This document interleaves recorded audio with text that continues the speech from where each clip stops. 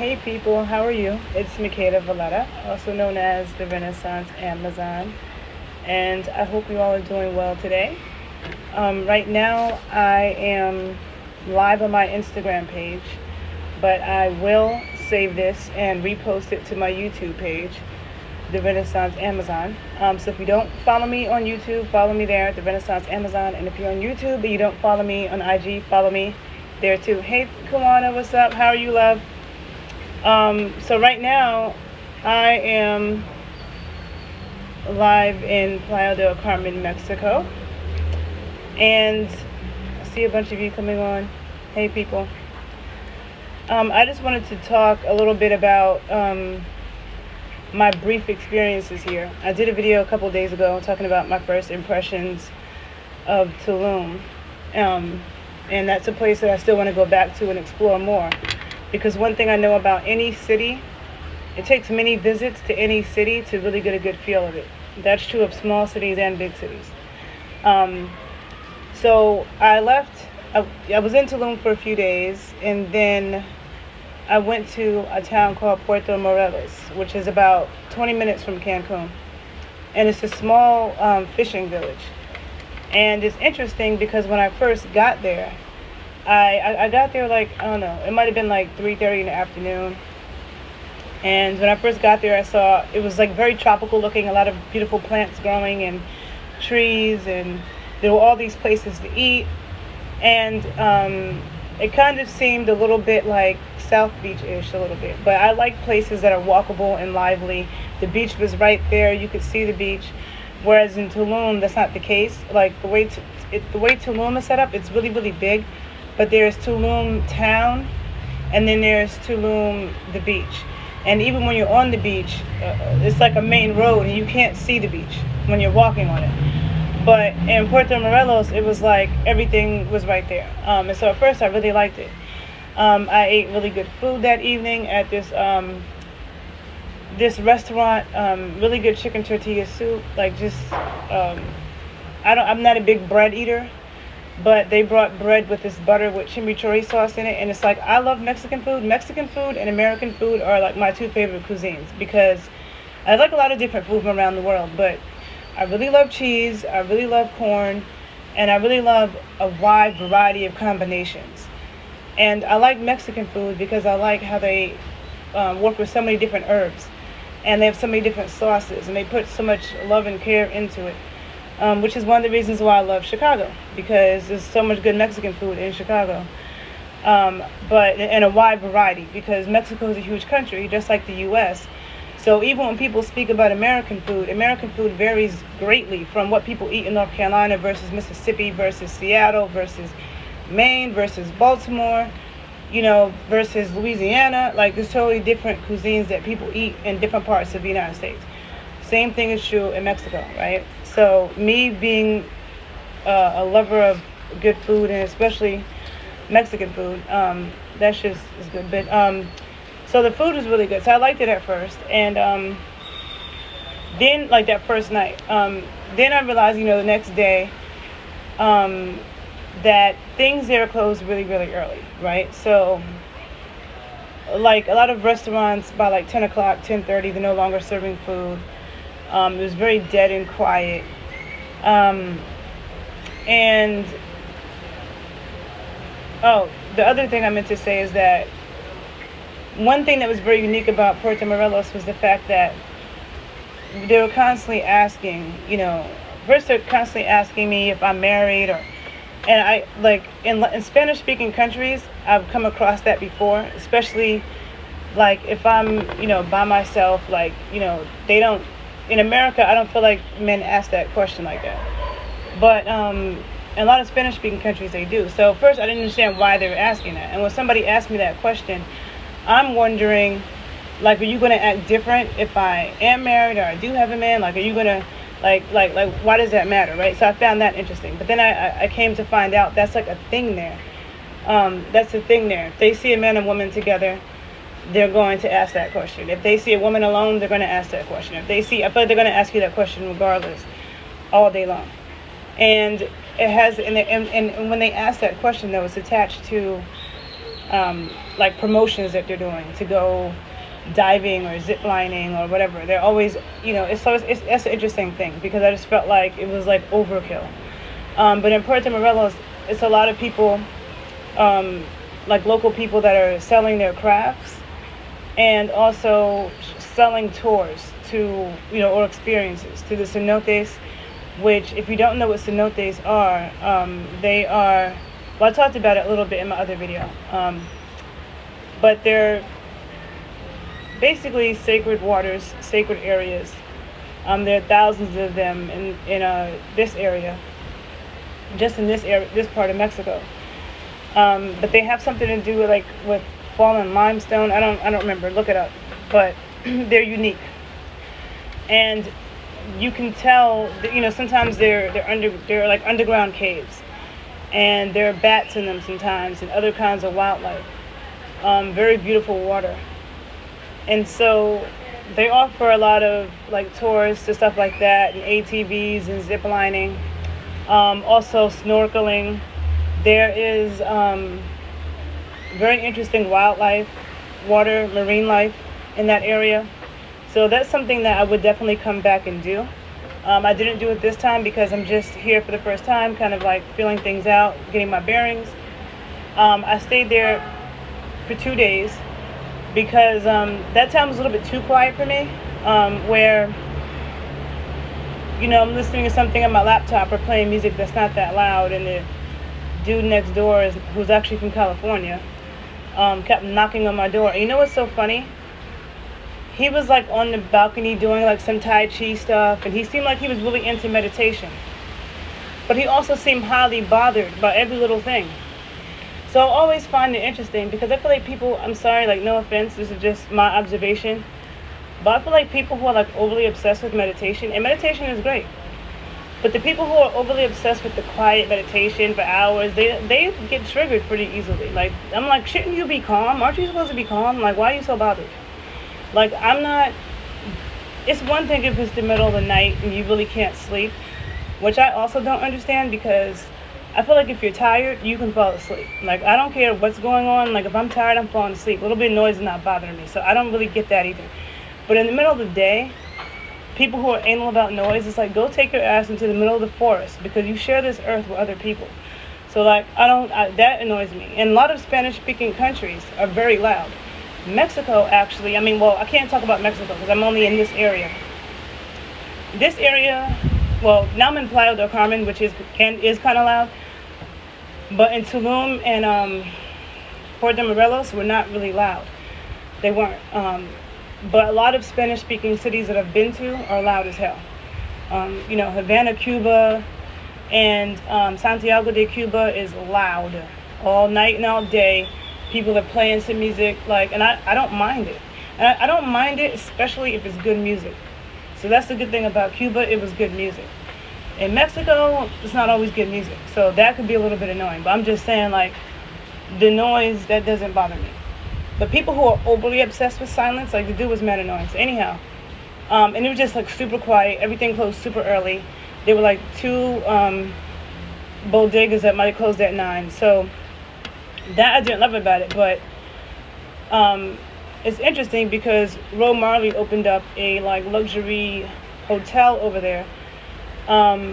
Which to me makes me feel like maybe that area is going to be up and coming because a lot of people don't talk about that town yet. And so it's right next to it's right in between Cancun and Playa del Carmen. And then Tulum is down the road. All those places have been more commercialized. So I feel like that area might be up and coming. There is another side of town that I didn't go to. It's the more local side of town. And I would come back here and rent a car and explore more places. But, I would come back and maybe explore the local side. But I will say that, okay, so the way Puerto Morelos is, it kind of reminds me of South Beach, right? So anybody I know from Miami, they don't consider South Beach Miami. Like, if you talk to a Miami person and you told them you were in Miami and you were on South Beach, they're going to instantly tell you that's not Miami, right? So South Beach is very different than the rest of the city of Miami, And I recently just found out that South Beach actually is a different city. It's actually not a part of the city of Miami to begin with. So, and you go across the Long Bridge to the other side. So, Puerto Morelos is like that. It's a long road that takes you to the west side of town. And so I didn't spend much time over there. I drove through a little bit. But I did have really good food there. There was very, very good food in Puerto Morelos. But it's like about 2 blocks long. And it's interesting because I saw like Eva and Cynthia from Atlanta Housewives walking down the street filming something. And I found it interesting that they were in that town because it's just like so small. But it's cute for a day. Now, I left there and then I came here to Playa del Carmen, which I wasn't really thinking about. Like, it wasn't on my radar of a place I really wanted to come to, but it's just that watching YouTube, it's like you could be watching a YouTube video about one thing and it leads you into other things. And so I discovered many places in Mexico that I would actually like to go to, because it's just like if you come to the United States, there's no one city in the U.S. that represents the whole country. LA, San Francisco, Chicago, Philly, Baltimore, New York, New Orleans, Miami, Houston, they're all totally different from each other. Totally different. And they all have unique things and dope things that make them that city. So if you just come to one city in the U.S., you can't think you know or understand or have seen much about the U.S. because you went to Dallas. You know what I'm saying? Like, there's no one city that just represents all of the U.S. So you have to go many places to kind of get a feel for it. And a lot of cities have different things to offer. So there are other places that I want to go to in Mexico, because one thing I will say is that, like my experience here, I feel like people here are good people. I already, had love for Mexicans. Even when I, sold my yoni eggs for years, I always preferred to get them from Mexico as over China, for example. I've always, they're good and bad people everywhere, but I've always got good energy from Mexican people. I'm not saying, like, of course there are bad Mexicans. There's bad and good in every culture, like I said. But being here, I do feel like people have, one thing I will say that I don't appreciate, actually. Now, I always respect people who are on their hustle. I respect that. But it's like, whenever I've come to a country in South America, Central America, the Caribbean, I'm not paying the same prices that I'm paying in the U.S., right? For things. And I feel like here, there are a lot of times that they want to charge you the same price that you're paying for something in the U.S., but it may not even be the same quality, number one. Like the horrible pedicure I got last night, right? Which was the same price I would pay in the U.S., right? To get a pedicure. But this place was a massage place. The massage was really good. And then it's like, oh, we do pedicures and manicures. When really, they really weren't nail people. They were massage therapists, right? And it's good to stay in your lane. So all of a sudden I'm getting a pedicure, and next thing I know that, my foot is on the dude's knee. Okay, so I'm sitting in a chair. He's the same, level as me, right? And I have my foot up on his knee. And he was cutting and filing my nails for like an hour and 15 minutes. I didn't understand that.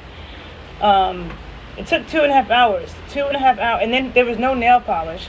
So I said I wanted a French pedicure. And then he says, oh, what color do you want? He brings me a box of fingernail polish that had 3 colors in it. Blue, pink, and white. And I'm like, I want a French pedicure.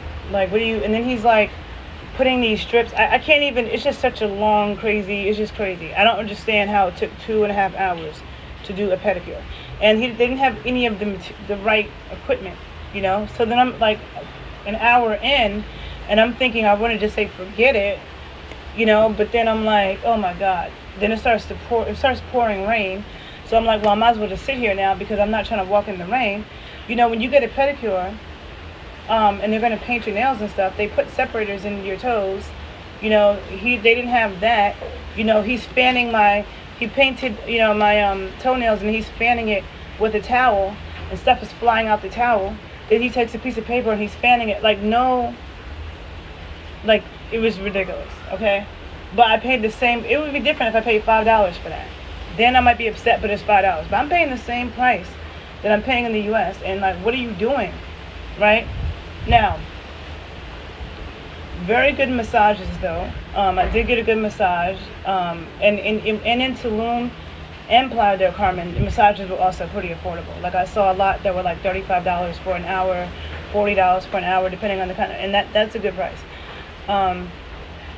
Massages are something that I want to do more. I don't do it a lot because they can be expensive, and I don't blame any massage therapist. Like, most Western massage therapists in the U.S. are going to charge $125, $150, depending on the city you're in, for an hour massage. I don't knock them for charging that, because being a massage therapist is a lot of work physically. It's physically draining. I wouldn't want that job. So it is a lot of work. So it takes a lot out of them. So I don't judge anybody for whatever rate they choose. But for me, like, I can't afford to spend that much on massages. So, like, a lot of times, and then I like really good massages. And to me, in my experience, Asians, because I feel like Western massage therapists, they don't massage your glutes, and the glutes are the largest muscles in the body. Okay, the most powerful muscles in the body. They connect your upper half and your bottom half. You use your glutes a lot if you do shit in life, right? So, like, to not massage that is like a huge important area that you're leaving out. And Western massage therapists don't do that. They barely massage your chest. They barely massage. It's like, the Chinese, not just the Chinese, because I've gone to Japanese and Thai, whatever. They all work your shit out. And, like, so if I don't want to pay $100-something and then you just dibble dabbled, right? When I can pay Asians $50 and they'll get all my shit. You know what I'm saying? And I feel like they know something about massage that I feel like every group of people has a certain, like, specialty. Like, we all have similar knowledge, but then, like, I feel like each group specializes in certain things. And when I say similar knowledge, I'm saying like every group of people in the world has dances. The Irish have dances, Native Americans have dances, people in Asia got dances, Africans got dances. Every group of people in the world, Aborigine, they all have dances for certain deities, for certain rituals. Like, everybody has that.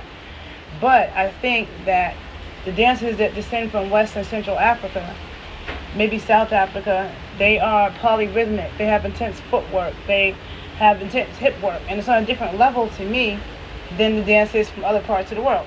Okay? That's my opinion. Like, when it comes to Asia, Europe, Native Americans, the dances are way more simple.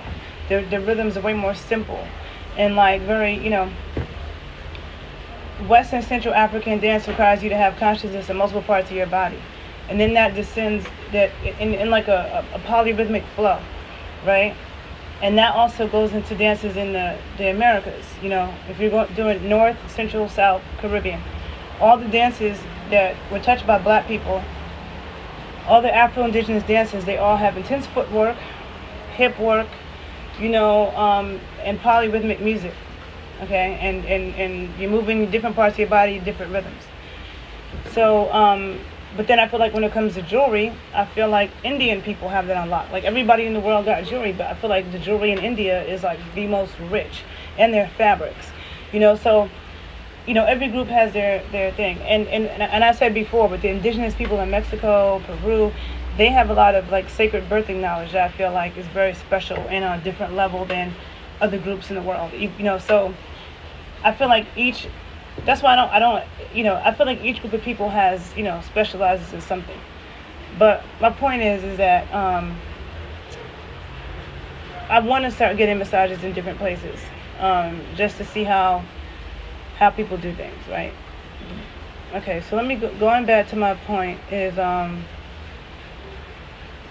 so a lot of times they do overcharge here. Like, a necklace that you would pay $4 for in the street of New York, they want to try to charge you $40 for, when there's absolutely no way in hell it's worth $40. Like, not even close. Okay. Leather bags. Like, one thing about Cuba specializes in leather, and there's a lot of amazing leather bags, especially in Havana in particular. And they're not expensive at all, but they're very good quality. Here, they had very good quality leather bags, but they're like the same price you would pay in the States. And so, I mean, I don't know. People do what they do, but I just feel like um, the price differences with a lot of things, like some things is a difference, but there are a lot of things that's kind of like similar, or they'll be trying to like overcharge you because they realize that you're not from here, and that's one thing I don't like. When it comes to taxis, you know, when it comes to taxis, there's no Uber here, and the good thing about Uber and different like apps like that is that you don't have to negotiate with cab drivers who are trying to rip you off and acting like they don't know where you're going. Because one thing about taxis here that I have seen consistently and is that they don't ever know where they're going. They never know the address. They don't have navigation on their phone. You have to help navigate the taxi driver. And to me, if you're a taxi driver, that is your job. That's like me teaching dance classes and expecting my students to give me their phone and have music on it for me to teach with. No, my job is to have that for my class. So how are you like, you don't know anything. You don't know where you are going or where anything is, and it's like down the road, and you don't have navigation. And you want to charge all this money. Like, that's annoying. So I feel like those are things that are a little bit, frustrating. And sometimes when people do that in some countries, the amount that they might be trying to overcharge you is not really that much on your end. Like maybe, it might be $1 or $2 on your end. But here, it's like way more than that. It'd be $10, $20, $30, $40 more, okay? $50 more than you should be paying. So that's one thing, and I haven't seen that in the places I've traveled. I haven't seen it spike up that high anywhere else like people try to do here. But so then, anyhow, I know I'm all over the place, but Playa del Carmen actually surprised me because I'd heard people talk about it. And a lot of times when I look at places that I want to go to, I also look at the Airbnbs because I'm picky about where I stay. I like places that have balconies, places that I can't stay in like little funky places that look ugly on the inside, or like, I don't know, like some places I just can't. So I'm particular about that. And when I would look at stuff in Playa del Carmen, it just looked mad regular and not that nice, right? And I heard people talk about it, but so I decided to come because when I took the bus from Tulum to go to Puerto Morelos, I had to take the bus from Tulum to Playa del Carmen, and then I took a taxi. And when I got off the bus in Playa del Carmen, it just looked super lit. Like I felt like I came out at Times Square in New York. If you come out of Port Authority in Times Square in New York, there's so much shit going on, like lights and people and it. So I remember I was just like overwhelmed, and I knew the taxi driver was overcharging me 200 pesos, which is like $10. But there was like it was just too much going on for me to try to walk away and figure it out. So I just did it, whatever. And so I remember that. So when I was in Puerto Morelos, bored because it was too quiet for me and too early for me, and I don't want to be someplace where I have to whisper. And I don't like. I get stressed when everything is closed at 10 o'clock. Like that stresses me out. I'm me being from Manhattan. I need multiple options. I need shit. I can't do that. Like. So, and if I have to do that, I have to be prepared. But I don't like shit like that. So, in Playa del Carmen, it's like, it's crazy because actually, like South Beach, but better. In some ways, every place has its pros and its cons. But if you're trying to go to South Beach, because like one thing about South Beach is that it's an area where you can shop. On the beach, so you have a lot of stores and stuff like that, and then you have the beach and you have the restaurants. It's in some ways like that, but like grand, and there's just like so many blocks going different ways, and all these businesses, whether be local or commercial. There was like a little area where they had baby lions and baby jaguars and cheetahs that you could play with and take pictures with, which was crazy. Because first of all, I love cats. I love all cats. Okay, cats are sacred animals to me. But I'm like, what? Like, who's ever seen baby jaguars and lions? And it was so cute. But then I'm like, how you know they're not gonna bite me or scratch me or like what the fuck? Like, it was just like a lot going on to even comprehend that in the middle of like a major shopping area, there's a little area where they have baby lions and jaguars and cheetahs that you can pet and take pictures with. And this little boy was like, it's seriously worth it. He was like dead ass telling us it was seriously worth it to go do it. So that was quite interesting. Also, they have a lot of hair braiders. A lot of Mexican women with stands for hair braiding, right? And they put a lot of different colors, like ribbons, in the braids, and beads and wraps and cornrows and regular braids, and they're actually pretty good at it. And I found that interesting. I found that, and it's everywhere. And they're braiding hair early in the morning, late at night, all damn day. They're braiding hair. In Playa del Carmen, Mexico. It's on the Caribbean coast of Mexico. It's across the water from Cuba, actually. And that's the thing in Cuba, the natural hair and braids. You don't see locks so much, but a lot of braids. A lot of black women in Cuba have braids. It's another thing that you see. But so let me see. Puerto Morelos, for those of you not Puerto Morelos, sorry, Playa del Carmen is what I meant to say. For those of you up north who are super paranoid about the people on the beach, for those of you who are COVID paranoid, you would have a heart attack down here because the beach is so packed and super packed. Like one of the most packed beaches I've ever been on, because there's not a lot of sand. There's not a lot of area. Like the area where the sand is not that wide, right? So there's a lot of beach clubs and people in their chairs, very close together. And then the area to walk is very narrow, between that and the ocean or whatever. Very packed beach, a lot of beach clubs on the beach.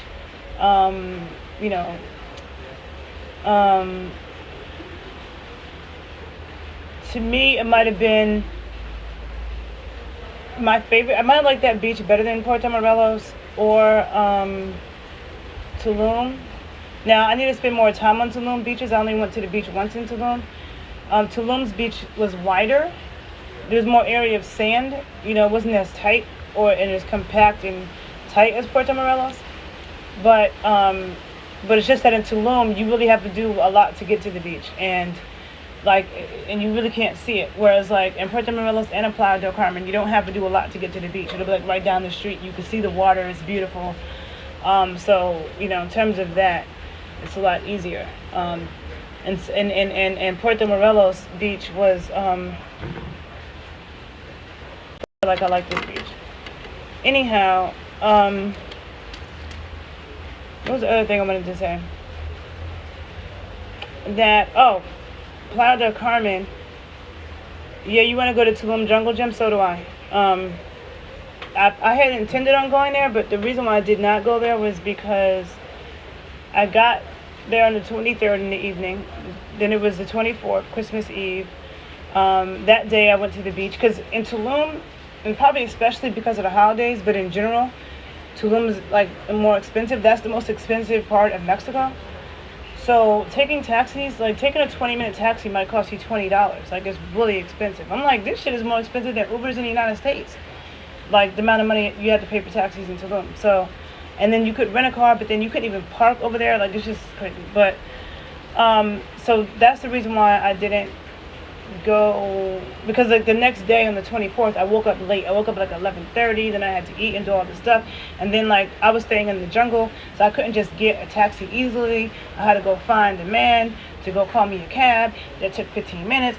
So it was just like you couldn't move that fast. So I only went to the beach that day. And then the next day was Christmas, and I would have gone to the gym, but then they told me, oh, taxis are going to double their rate on Christmas. So that means I'm not spending $80 to go to the beach and back, right? So I didn't go that day. And then on the 26th, I think it was cold or something, there was some reason why I couldn't go. So anyhow, I didn't make it to that gym. And I do want to go back to Tulum, and I do want to work out at that gym. Tulum I definitely am going to teach a workshop there. It is a place where people go who are really into health and wellness. A lot of yoga people, hippy dippy yoga, which is cool, but I'm not going here to teach yoga. I'm going to teach some sacred sexual sensual strength training, stuff that also is going to require dancing and loud music. So that's the good thing about going into the jungle, where you can have a compound and you can make noise. um, and that's hard, because when you're doing things from the African diaspora, it's loud, and the loud is important. So it's like, if everybody has a problem with the noise, then where the fuck are we supposed to go? Because that's the problem with New Orleans right now. All the people who will move down there, they have a problem with the noise. The noise is a part of New Orleans. The fact that you have musicians outside doing what they do, the fact that you have random second lines happening at 5, 6 in the morning. Like when I've been in New Orleans for the Maafa Festival, many, many times, there's an ancestral festival that happens in July, same time as Essence Fest. Black people that go there for Essence Fest usually don't even know about this. But it's like, at 6 in the morning, people are meeting in all white at Congo Square, very sacred space in New Orleans, very sacred space in the African diaspora, especially in the Americas. And then they walk around, there's people drumming and singing, like they walk around to different sites where there are slaves that were buried under this land, or have some type of sacred history when it comes to our history. But a lot of them are sites where there was either slaves held or buried or something, right? And there's somebody who actually shared the same name as me, Makita, who's an amazing singer from New Orleans. Like a lot of times she would be singing at these sites, and it was loud. And it started at 6 something in the morning. The police protect it. And the white people in New Orleans, they see it, they don't know what to do with themselves. They're always excited by it. But you're not going to get quiet. If you want quiet, don't come here, right? The neighborhood that I'm from in New York is loud. That's what it is. You know what I'm saying? Certain cultures are loud, and that's an important part of our culture. There's medicine in that. There might be medicine in your silence, right? But that's not medicine for everybody, and that's not what everybody needs all the time. And when you're dancing to drums and shit, it has to be loud. Then you feel the vibration. It's different, So trying to find a place where to teach, where people aren't going to be complaining about the noise is also a challenge, right? So that's the reason why I would teach my workshop there. But Playa del Carmen, though, if Playa del Carmen had the compounds that Tulum had, I would actually want to do it here. Because Tulum is also more quiet, though. It's not loud like this. Playa del Carmen, and the yoga people sometimes are the ones that be anal about silence. I'm not saying all of them are like that, but a lot of times they can be. But when I was in Tulum, I did hear somebody having it sounded like there was a rave, because it was really quiet in the jungle. But it sounded like there was a rave going on till like 6:30 in the morning, and it was horrible sounding music. It was horrible sounding techno. Like, I really don't mind loud music when it's good, but that shit wasn't good, but it was loud. So I figured that you could be loud in the jungle. But Playa del Carmen reminds me of New York, like Manhattan. I went out last night like 1:30 in the morning. There's food everywhere. Like, you can find good food. There's people outside. Because the New Yorker in me... Wait, hold on. So are you from New Orleans? This person who made this comment about you knew New Orleans was going to be way different than it was before Katrina. Let me know if you're from New Orleans, because for me, I'd never been to New Orleans before Katrina. My first time coming there was 2007, right? 2 years after Katrina, and stuff was still messed up at that time. And when I came there for an Afro-Caribbean dance festival at Tulane, and it was 2 weeks of Haitian, Afro-Cuban, Congolese, Afro-Brazilian all day long for 2 weeks. But that weekend prior, we had to do a weekend on New Orleans traditions, and they taught us about all the different traditions from New Orleans. The Mardi Gras Indians, the Skull and Bones, the second line traditions, all of that. And I had no idea. When I found out about second lines, I almost jumped out of my skin. I was like, well, how come I never knew about this shit? This shit's off the chain. And from that point on, I spent a lot of time, every single year since 2007, I've been in New Orleans a lot, several times a year. Spent a lot of time there, and knowing a lot of people in those communities who have stayed in the city. Okay, you have family, you visit often. One thing that I learned is that the people who are still in New Orleans are like the real die-hard New Orleaners. Every city has its die-hard people. They're never going to leave, And a lot of the people who have stayed in New Orleans are some of the most die-hard, and because of it, there's a lot of money that has been put into preservation of certain traditions, right?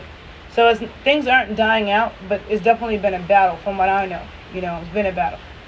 But I feel like New Orleans people are strong people, and they're not going to, from what I have experienced in New Orleans, they're not going to allow that to happen. So I have faith in them, but I'm definitely an activist when it comes to that. So Playa del Carmen, another interesting thing that I've noticed just traveling through Latin America, right? Hold on. Not just traveling through Latin America, but growing up in a neighborhood in New York that was heavily Dominican, and how like kids would be out in the street at midnight, 1 in the morning, running around playing, and to Black Americans, like usually your kids had a bedtime, and it was like weird to us, like why are they not asleep? Like why are they not in bed? And I've seen that in, like most of the Spanish-speaking countries I've gone to. I didn't see that in Costa Rica, I don't think. But I definitely saw that in Cuba. Definitely saw that in Colombia. Kids on party buses with adults at 10:30 at night, 11 o'clock at night. And so here, there are kids outside in the street at 11:30 at night hustling with their parents, and in an area that's like Times Square, where there's all these lights. But it's even more lit than Times Square. So it's actually more lit than Times Square because there are big outdoor restaurant clubs with people dancing, and the music is super loud, and like Times Square doesn't have all that, but it's just like so much going on, and this place is blasting music, and this place is blasting music, and the lights, and and it's just people everywhere, people still selling stuff, like it's a lot going on. In the midst of all that, you have, Mexican women with little babies, selling things. You see the little kids outside selling things, and they're so cute, and they come up to you, they like little people, like little grown people. And they don't even look tired, they don't even look tired. And I'm just like, what? Like, and then it's crazy. So that's the thing that's very interesting as well. I haven't seen any homeless people. I don't feel like I've seen any homeless people. I have not seen any homeless people here, or in Puerto, Morelos, or in Tulum. No homeless people. So that's a good thing. I mean, maybe they exist, but I haven't seen any. I'm just saying. I think that might have been, a lot of people were paid to leave and relocate. Yeah, I know a lot of people from New Orleans that moved to Brooklyn, and other places, and people who came back. And New Orleans is definitely a special city, and the same thing like my city, New York, in Harlem. Like, I feel very passionate about Harlem, and people can say that Harlem has changed, but like, I feel like, yeah, it has, but in a lot of ways it hasn't. There's still a lot of amazing Black Americans in Harlem. There's still a lot of, like, areas that are, to me, the same way I remember them being. Every place is going to change. No place is going to stay the same for 20, 30, 40, 50 years. No place on earth is going to stay the same. Playa del Carmen wasn't like this 20 years ago. Tulum wasn't like that 10 years ago. So every place is going to change. That's just a given. Okay? But to me, Harlem is still a Black Mecca. And New Orleans is still a Black Mecca. And Chicago is still a Black Mecca, even though a lot of Black people have left Chicago and gone to Atlanta or to New York or to Miami or to LA. Or Arizona. There's a lot of Chicago people go to Arizona too. But there's, still Black Mecca, still very important stuff happening in the Black community. Very important Black history. Very important Black people who are still holding on to and still building in Chicago. So, so those of us who are from those places and are passionate about it, you have to just keep doing the work and be persistent. And not letting, you know that where you're from is going to change, but not letting it change so much that people never knew that you were there. Because that's what happened in Fort Greene, Brooklyn, and Clinton Hill, Brooklyn. To me, if there wasn't a mural of Biggie and, on Spike Lee's studio, I wouldn't be able to tell that Black people ever lived there. That area is super white now. But Harlem is not like that. There's still a lot of Black people. You still go to 125th Street, it's still going to be 95% Black people. And a whole bunch of Black people up and down the street. Still people selling shit, talking shit. There's been like that my entire life and before I was born. You come to my neighborhood, there's still gonna be people speaking Spanish all day. Yeah, you see white people, you see Asians, which you didn't see when I was growing up, but they're not the majority. There's still a majority of brown people, and Spanish is still dominant. So, I mean, you go to Fort Greene and Clinton Hill, and it's not like that. I don't see, when I walk down the street and I look in those brownstones, I don't see any black people. Okay? The black people might come over there and hang out, but it's not anything to me recognizable like what it was. So to me, you have to be persistent enough. Enough people have to stay around and be persistent to make sure. Because when you run away from your city, then you can't do that. Then you contribute to the decline as well. So it's like I left New York and I moved to Chicago, but I still feel like I'm a New Yorker. I still am invested in Harlem. I still care about Harlem. I still go back to Harlem all the time. And I would still love to open up a business in Harlem one day. So I don't feel like I left, but I didn't leave, you know. So anyhow, I think I said all I needed to say. I'm definitely inspired to go more places in Mexico. Oh, another thing about Playa del Carmen, people speak a lot of English here. I mean, I've been to a lot of Spanish-speaking countries where that's not the case. And I've been studying Spanish all my life, so I know enough Spanish to get by. And when I'm forced to speak Spanish, it becomes even better. But in Playa del Carmen, people speak like perfect English, a lot of times. Not all the time, but a lot of the times. So if your Spanish isn't that great, then this could be a better place for you to come. A good place for you to come. Even people speak more English here than even in Tulum, I feel like. There are other things I'm sure I want to say, but I'll do it in the next video. I just wanted to do this really quickly. I'm going to go about my day so I can get sun on my skin before I head out tomorrow. So if any of you have been to Playa del Carmen or Puerto Morelos or Tulum, and you have any comments or any 2 cents you want to add, please share it below. Like I said, I'm live on my IG channel. I'm going to repost this to my YouTube page, The Renaissance Amazon. And if you're on YouTube and you don't follow me on IG, be sure to follow me at the_Renaissance_Amazon_81. And soon I'm going to post some photos and things of some things that I've observed and stuff since being here. But Happy New Year to all of you. Hope you have a good night and transition into 2021. And be good. Bye.